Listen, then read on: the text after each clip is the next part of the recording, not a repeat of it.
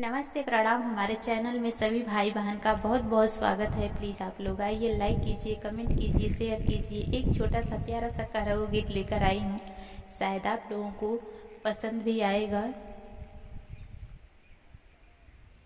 बहे पूरवैया झकोर मारे ना नदी, झकोर मारे ना नदी, झकोर मारे ना नदी। बहे पूरवैया झकोर मारे ना नदी, झकोर मारे ना नदी, झकोर मारे ना नदी।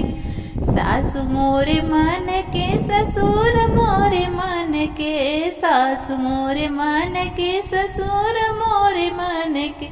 सैया बेईमानवा करत है अपने मन के, सैया बेईमानवा करत है अपने मन के।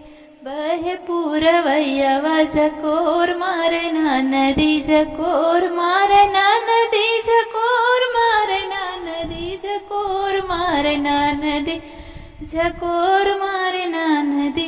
बहे पूरवैया झकोर मारे ना नदी।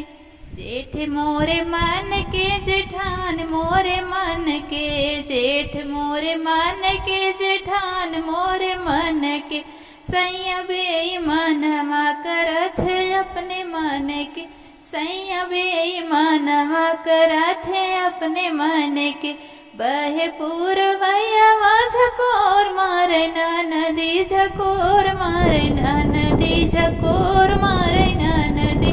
बहे पूरवैया झकोर मारे ना नदी, झकोर मारे ना नदी। बहे पूरवैया झकोर मारे ना नदी, झकोर मारे ना नदी।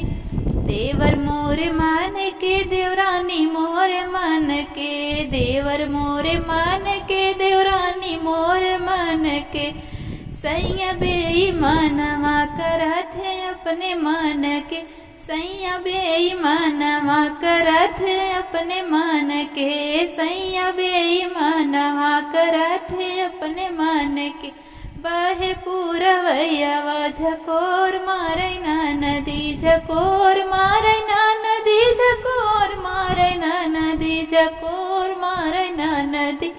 बहे पूरवैया झकोर मारे ना नदी, झकोर मारे ना नदी। ननद मोरे मन के ननदोइया मोरे मन के, ननद मोरे मन के नंदोइया मोरे मन के। सैया बेईमानवा करत है अपने मन के, सैया बेईमानवा करत है अपने मन के, सैया बेईमानवा करत है अपने मन के।